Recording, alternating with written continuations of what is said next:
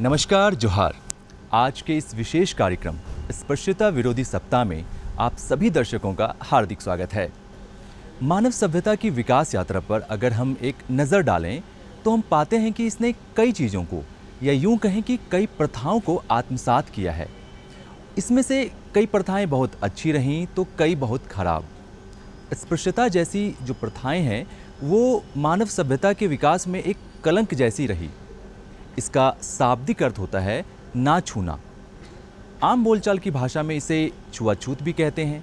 इसका संदर्भ है कुछ लोगों का उनके जन्म और उनकी जातियों के आधार पर उनका सामाजिक नियोग्यता। आज़ादी के बाद भारत निर्माताओं ने इस समस्या को गंभीरता से लिया और संविधान के अनुच्छेद 17 में यह प्रावधान किया कि स्पर्शता का अंत किया जाता है और उसका किसी भी प्रकार या रूप में आचरण निषिद्ध किया जाता है। स्पर्शता से उपजी किसी नियोग्यता को लागू करना अपराध होगा जो विधि के अनुसार दंडनीय होगा। इसके अतिरिक्त नागरिक अधिकारों की रक्षा अधिनियम 1955 में स्पर्शता के प्रत्येक प्रकार को समाप्त करने के लिए सख्त उपबंध बनाए गए हैं। स्पर्शता विरोधी सप्ताह अधिनियम मई 2011 में संसद द्वारा पारित किया गया। इसे प्रतिवर्ष 2 अक्टूबर से 8 अक्टूबर तक स्पर्शता विरोधी सप्ताह के रूप में मनाया जाता है। इसका उद्देश्य है सामाजिक समस्या के प्रति लोगों का ध्यान आकर्षित करना, भारतीय समाज में जाति आधारित छुआछूत को जड़ से समाप्त करने के लिए लोगों के बीच जागरूकता फैलाना और भारतीय समाज में सभी वर्गों के लिए समान अवसर प्रदान कर देश को समृद्ध और विकसित करना। स्पर्शता आज भी हमारे भारतीय समाज में पूरी तरह से समाप्त नहीं हो पा रहा है, क्योंकि आज भी लोगों में इस विषय को लेकर संवेदनशीलता की कमी है और हमारी कोशिश यही है कि हम अपने कार्यक्रम के माध्यम से संवेदनशीलता के बीज को बो सकें।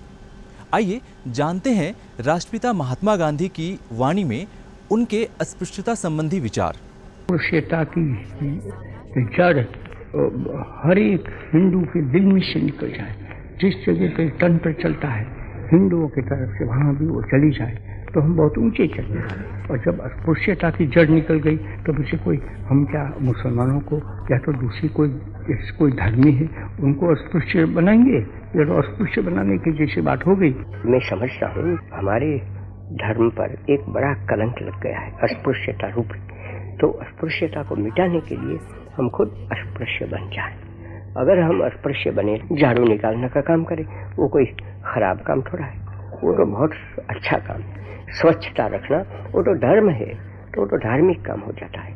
तो अगर हम सब अस्पृश्य बन जाए तो हम दो काम कर लेते हैं कि एक तो अस्पृश्यता का जो कलंक है उसमें काफी बाकी रहा है। कार्यक्रम में अब हम आपको ले चलते हैं रांची में रहने वाले लोगों के पास कि उनकी क्या सोच है स्पर्शता जैसी समस्याओं को लेकर।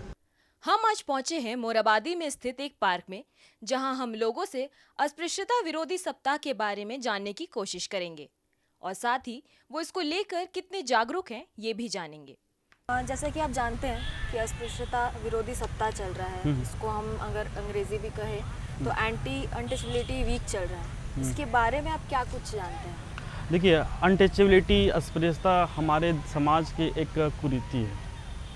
अनटचेबिलिटी हमारे जो समाज में काफ़ी सालों से आता जा रहा है। अब उसके फॉर्म भी चेंज हो चुके हैं। पहले था कि सिर्फ untouchability on the basis of caste, जो ऊंचे कास्ट नीचे कास्ट होते थे, बाय रिलीजन भी होता था, लेकिन आज वो सिचुएशन नहीं है। आपके साथ कभी कुछ ऐसा हुआ है कि आपको थोड़ा अलग महसूस हो रहा हो समाज से? देखिए, हमारे समाज में अनटचेबिलिटी का जो एग्जिस्टेंस है वो आज भी है, ठीक है। कहीं ना कहीं किसी बेसिस पे सबके साथ लगभग हो ही जाता है। मेरे साथ भी हुआ है ऐसा एक्सपीरियंस। जब मैं क्लास में था तो उस समय on the basis of caste कुछ बोला जाता था हल्का फुल्का, तो मैंने भी कभी कभी मैंने फील किया है इस चीज़ को। क्या ऐसा कुछ करना चाहिए कि समाज से ये चीज़ हटे? देखिए, सबसे ज़्यादा ज़रूरी है कि हम लोग को ना अवेयरनेस बढ़ाना चाहिए अपने में। जो हमारे जो यंग जनरेशन है वो बेसिकली इंफॉर्मेशन पे, अब जो हम लोग बोलते हैं कि इंफॉर्मेशन युग है, तो हम लोग को ना अधिक से अधिक लोग को कन्विंस करना चाहिए, उन लोग को अवेयर करना चाहिए कि ना क्या कोई चीज़ें नहीं हैं। एंटी अनटचेबिलिटी वीक भी कहते हैं। सर, इसके बारे में आप क्या कुछ जानते हैं? गांधी जी का ये बहुत प्राइम एक्टिविटी था और देश की जो स्थिति थी फ्रीडम स्ट्रगल में महसूस किया गया कि ये बहुत बड़ा ये रोग है और इस रोग को दूर करने के लिए उन्होंने तरह तरह से लोगों में संदेश दिया और इस कार्यक्रम को बढ़ाने के लिए उन्होंने सफाई पर ध्यान दिया और हमारे देश के प्रधानमंत्री इस चीज़ को बड़ी गंभीरता से लेकर के जो सरकारी कार्यक्रम बनाया गया, सामाजिक कार्यक्रम बनाया गया और देश में एक आंदोलन की तरह ही शुरू हुआ। अब देख लीजिए सबसे बड़ी बात है छुआछूत दूर करने में टेक्नोलॉजी आ गया है। अब कहिएगा ये टेक्नोलॉजी क्या है? तो पहले आप देखते थे कि व्हाट्सएप आ गया है, फेसबुक आ गया है। पहले हम ट्रेन में चढ़ते थे, किसी भी जाति धर्म के लोग एक साथ बैठते थे। पहले तो स्थिति मैं बच्चे में देखा है कि जिस कुएं पर पानी भरने के लिए कोई उपेक्षित वर्ग के लोग जाते थे तो दूसरे वर्ग के लोग हैं जाते नहीं थे, उनको पानी कुआं पर चढ़ने नहीं दिया जाता था। अब ऐसी स्थिति तो नहीं है और फिर भी अभी रिमोट एरिया में बहुत कुछ बचा हुआ है और टेक्नोलॉजी इतना परवेसिव हो गया है, इस ग्राउंड रूट तक चला गया है। सब हाथ में मोबाइल है, सब के हाथ में तरह तरह की इलेक्ट्रॉनिक गैजेट्स हैं। तो उसका फ़ायदा क्या हुआ है कि शिक्षा में भी विकास हुआ है और शिक्षा में जब विकास हुआ है तो शिक्षित लोग विशेष रूप से अब उनका छुआछूत से काम चलने वाला नहीं है। किसी समाज में छुआछूत एक बहुत बड़ा अभिशाप रहा है और ये एक ऐसी बीमारी रही है जो समाज को बहुत ही खोखला करता रहा है। समाज का जो निचला तबका है, समाज में इस तरह की स्थिति बनी रही कि वो उसे एक अलग थलग नज़र से लोग देखते रहे। इसके वजह से समाज का जो सुदृढ़ीकरण होता है वो नहीं हो पाया और समाज में एक बिखराव रहा और समाज का जो एक मतलब एक एकीकरण होना चाहिए वो नहीं हो पाया। समाज में अलग अलग वर्ग बन गए। एक ऐसा वर्ग बना जिसको लोग नीची नज़र से देखते थे, वो उसे मंदिर में प्रवेश नहीं मिलता था। वो समाज के जो बड़े वर्ग है, उच्च वर्ग है, उसके स्तर पर वो आ नहीं पाता था। तो ये समाज का जब विकास जो होता है, अगर समाज के विकास में इस तरह का ऊंच और नीचपन का स्तर रहेगा तो समाज का एक सामूहिक विकास नहीं हो पाता है, समाज एक अच्छे ढंग से नहीं बढ़ पाता है। तो ये एक बहुत बड़ा अभिशाप रहा हमारे यहाँ और गांधी जी की दृष्टि इस ओर गई थी और उनका एक बहुत बड़ा योगदान रहा इस कुरीति को ख़त्म करने के लिए और कुछ हद तक उस पर सफल भी हुए हैं। आज की जो स्थिति है वो आज से 100 साल पहले की स्थिति नहीं है, काफ़ी सुधार हुआ है। स्वच्छता अभियान का मतलब सिर्फ ये नहीं कि कचरा हटा लो, समझे, जो एक फिजिकल भौतिक गंदगी है उसको दूर करो, बल्कि मानसिक गंदगी को भी दूर करना स्वच्छता का एक बड़ा अभियान होना चाहिए। और स्वच्छता का सही अभियान वही हो सकता है जब जो बाहरी गंदगी है उसको दूर करते करते मन की जो गंदगी है उसको भी दूर करें। हमारे समाज में जो छुआछूत के बेसिस पे डिस्क्रिमिनेशन होता है उसे ही अनटचेबिलिटी कहा जाता है और एक तरह से देखा जाए तो ये हमारे समाज को पीछे की ओर धकेल रहा है। अगर आप देखेंगे यूरोपियंस कंट्री तो वहाँ एक तरह से पूरी तरह से अनटचेबिलिटी, जात पात इसको ख़त्म कर दिया गया। यही कारण है वो बहुत ज़्यादा डेवलप करते जा रहे हैं वो कंट्री, उनका डेवलप्शन एक्सेलरेट कर रहा है। लेकिन वही छुआछूत के वजह से हमारा देश नीचे की तरफ जा रहा है। और इसका सबसे अच्छा अब उदाहरण गरीब और अशिक्षित वर्ग में देख सकते हैं। ज़्यादातर गांव में देख सकते हैं इस तरह का व्यवहार। आपको कभी ये सब का सामना करना पड़ा है? देखिए, मेरे साथ तो ऐसा कुछ हुआ नहीं है, पर मैं अगर आसपास देखा जाए तो इस तरह का छोटी छोटी चीज़ें दिखाई पड़ती है, जिसको ऑब्ज़र्व करने के लिए हमें शार्प व्यू रखना पड़ेगा। हर एक व्यक्ति को यही कोशिश करना चाहिए कि हमें अगर ज़रा सा भी कंट्रीब्यूशन कर सकते हैं इसके खिलाफ तो हमें करना चाहिए। ये सबों को जागरूक करने के लिए एक बहुत अच्छी पहल है। पहले तो इस तरह का चीज़ आज के जीवन में कोई महत्व नहीं रखता। ये सदियों पहले चलते थी प्रथा।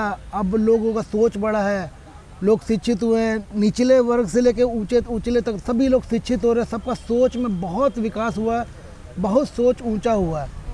अब इस चीज़ से मुझे तो ऐसा आभास होता है कि लोग अभी से बाहर आ रहे, इससे लोग परे हो रहे। इससे अब ये जो चीज़ महत्व नहीं रखता। भीमराव अंबेडकर जी जो हमारे संविधान निर्माता थे, उन्होंने भी जब हमारा देश आज़ाद हुआ उन्होंने बाकायदा आरक्षण लाया ताकि निचले वर्ग को कैसे ऊंचा लाया जाए। उन्होंने अपना प्रयास किया। आप क्या करना चाहेंगे कि लोग जागरूक हो? छुआछूत तो आज के युग में है नहीं। और सबसे पहले आप इंसान से प्रेम कीजिए, सबसे प्रेम कीजिए। चाहे आप सब्जी लेने भी जा रहे हैं ना, तो सब्जी वाले से प्रेम कीजिए कि वो अपने रोटी अपना परिवार चलाने के लिए आपको वो सेवा दे रहा घर आके। तो सबसे पहले प्रेम कीजिए। मानव से प्रेम करेगा तो छुआछूत रहेगा ही नहीं। यो हमारे पास भी 2 आँख है, उनके पास भी 2 आँख है। आई हैव 2 किडनी है, उनके पास भी 2 किडनी है। हम ऊपर वाले की नज़र में सब एक है, सभी एक है। आपके हिसाब से कहाँ सर ये अनटचबिलिटी अभी भी है? अभी देखिए, रूरल एरिया में बहुत ज़्यादा है। जैसे आपका ये शहरी क्षेत्र में ये तो कम है, बहुत से मिलते हैं पर कोई एक दूसरे को कास्ट जानते नहीं है कि सब बाहर से आके यहाँ आए हैं। और रूरल एरिया में सब एक दूसरे को जानते हैं कि हाँ वो इस जाति का है, वो इस जाति का है। तो वहाँ पे ये ज़्यादा माने प्रभाव ज़्यादा रहता है कि हाँ भाई वहाँ पे ज़्यादा रहता है। और शहरी क्षेत्र में ये कम हो गया है अभी। अनटचेबिलिटी जो है, it is a curse for India. हमारे समाज के लिए एक अभिशाप की तरह है कि, और ये धीरे धीरे पुराने समय में तो बहुत ज़्यादा था, अब धीरे धीरे लोग चले जा रहे हैं। अब हम लोग ये भी नहीं देखते हैं कि अब जैसे हम लोग यहाँ 4 आदमी बैठे हुए हैं तो कौन किस जाति का है, कौन क्या धर्म का है, लेकिन हम लोग देखते नहीं हैं। हम लोग जैसे सर्विस किए तो हमारे यहाँ जितने स्टाफ थे उन लोग हम लोग तो एक जैसा रहे, कोई भी अनटचेबिलिटी का उसमें नहीं रहा। As the awareness will increase, untouchability खत्म हो जाएगा और ये ग्रेजुअली एजुकेशन से ही संभव हो सकता है। आपका ऐसा कोई अनुभव है सर, जो इतने सालों से जो चलता आ रहा है, आपका कोई ऐसा अनुभव? देखिए, हम लोग जिस परिवेश में से आए हैं, हमारा कस्बा टाइप का जगह है, रांची से 60 किलोमीटर दूर। वहाँ ऐसा फीलिंग नहीं था, आना जाना था, शादी ब्याह हर चीज़ में लोगों का भी रिस्पेक्ट रहता है। हम लोग सनातन धर्म में हर जाति का वैल्यू है। एंटी अनटचबिलिटी वीक चल रहा है, जिसको हम लोग बोल सकते हैं, हाँ, छुआछूत भी बोल सकते हैं, विरोध सप्ताह। तो इसके बारे में आप क्या कुछ जानते हैं? तो हमारा वेद है वो बोलता है कि मनुष्य के अंगों को 4 भागों में बांटा गया है, जिसमें से मुख ब्राह्मण का होता है, हाथ क्षत्रिय, जंघा वैश्य और पैर शूद्र। तो यहाँ पे जो ग्रामीण क्षेत्र के लोग हैं वो पैर को सबसे छोटा मानते हैं और जिसकी वजह से शूद्र वर्ग को उनके जाति के आधार पे आंकलन कर लेते हैं।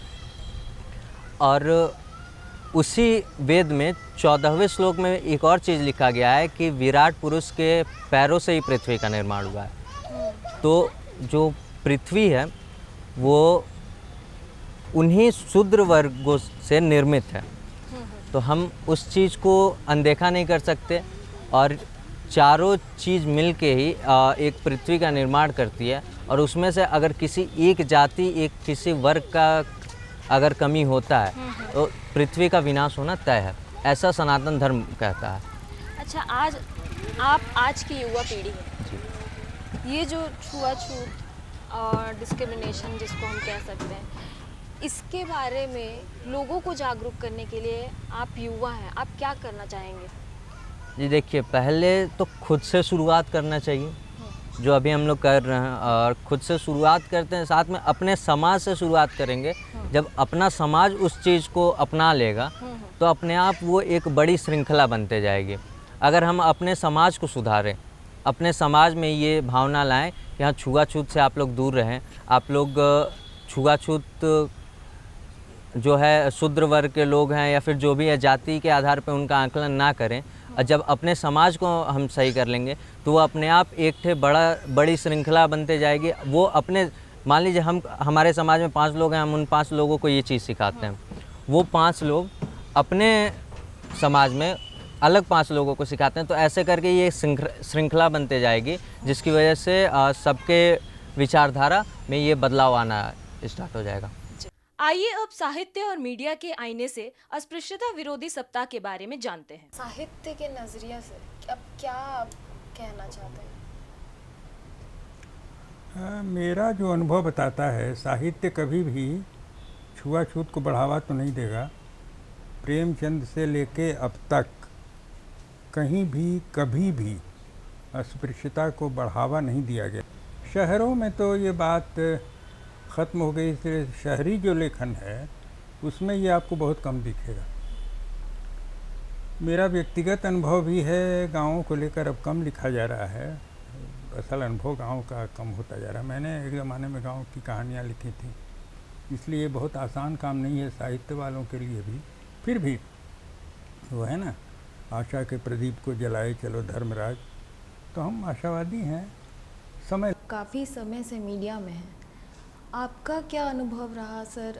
कितना आप फील्ड में अस्पृश्यता लोगों के बीच में देखे, आपका क्या अनुभव है? देखिए, मेरा जो अनुभव रहा है पिछले 20 सालों का, उसमें हमने देखा है कि अब तेज़ी से इसमें बदलाव हो रहा है। ठीक है, अब आपको शायद ही कहीं कोई इस तरह की घटना सुनने को मिलेगी, और जो घटना अगर मिलती है तो उसमें कहीं ना कहीं स्थानीय स्तर पे जो है वो रंजिश रहती है। अब क्योंकि ग्लोबलाइजेशन के दौर के बाद जो है अब कास्ट जो है वो उसकी जो स्थिति है अब कमज़ोर पड़ रही है, अब क्लास बन रहा है कि अगर मैं जो हूँ, अगर दलित हूँ या मैं पिछड़ी जाति से, मेरे पास अगर ओहदा है या मेरे पास बौद्धिक क्षमता है, तो मैं भी उसी पायदान पे खड़ा हूँ जिस पायदान पे कोई तथाकथित जो अग्रा समाज का व्यक्ति है वो खड़ा है।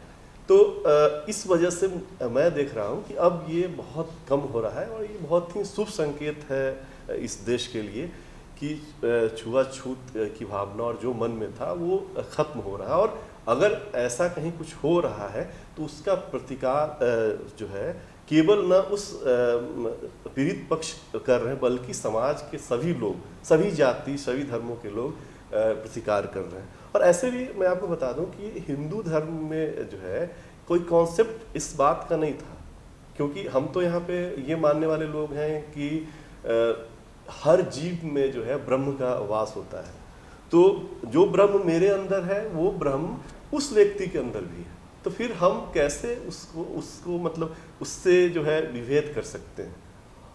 हालांकि आया हमारे समाज में, और ये सच्चाई है कि कुछ वर्षों तक रहा ये, लेकिन मैं उम्मीद कर रहा हूँ कि आने वाले दिनों में जिस तरह से जो शैक्षणिक स्थिति मजबूत होगी, शिक्षा का प्रसार बढ़ेगा और तमाम चीज़ें जो हैं वो बेहतर ढंग से होंगी, तो ये इस समस्या का समाधान हो जाएगा। और मैं उम्मीद कर रहा हूँ कि आप और हम इस समस्या को पूरी तरह से जो है खत्म करके ही जो है अगली जीवन जिएंगे।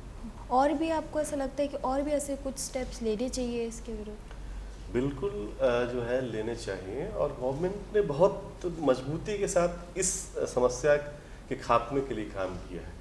आप समाचार पत्रों में या टेलीविज़न में देखती होंगी कि आपको याद होगा शायद कि प्रधानमंत्री पिछले साल जो है संगम की यात्रा पे गए थे, तो वहाँ उन्होंने जो सफाई काम से जो जुड़े हुए लोग उनके जो है चरण पखारे थे प्रधानमंत्री। तो जिस देश का एक मैसेज जाता है, यही जागरूकता है। मैं फिर कह रहा हूँ कि ये समस्या हमारे समाज में, हमारे धर्म में कहाँ से आई, इसकी विवेचना होनी चाहिए, और इसका समूल नाश, इस समस्या का समूल नाश होने का अब वक्त आ गया है। और राजनीतिक सरकारी प्रयासों के साथ साथ हम सबको इंडिविजुअल भी कोशिश करनी होगी, तभी हम सफल हो पाएंगे। भारतीय संविधान अपनी प्रस्तावना में भारत की संपूर्ण जनता को हम भारत के लोग से संबोधित करती है, अर्थात हमारी पहचान सबसे पहले एक भारतीय की है। इसमें आपकी व्यक्तिगत पहचान कहीं भी शामिल नहीं है। भारतीय संविधान अनुच्छेद 15 में धर्म, मूलवंश, लिंग और जन्म स्थान के आधार पर विभेद का प्रतिषेध करता है। अस्पृश्यता जैसी सामाजिक समस्या मानवीय गरिमा को बौना कर देती है। हमारे और आपके लिए ये बहुत ज़रूरी है कि हम इस समस्या की संवेदनशीलता को महसूस करें ताकि इसे जड़ से समाप्त किया जा सके। महान कानूनविद डॉक्टर भीमराव अंबेडकर के शब्दों में आधुनिक लोकतांत्रिक देश का मूल सिद्धांत है व्यक्ति के महत्व को मान्यता देना और ये विश्वास करना कि चूंकि हर एक व्यक्ति के पास एक ही जीवन है, हर एक को अपने उस जीवन में अपना अधिकतम विकास हासिल करने के लिए इस अवसर को दिया जाना चाहिए। आज के इस विशेष कार्यक्रम स्पर्श्यता विरोधी सप्ताह में इतना ही। दीजिए इजाज़त अमित कुमार और पूरी टीम को। नमस्कार, जोहार।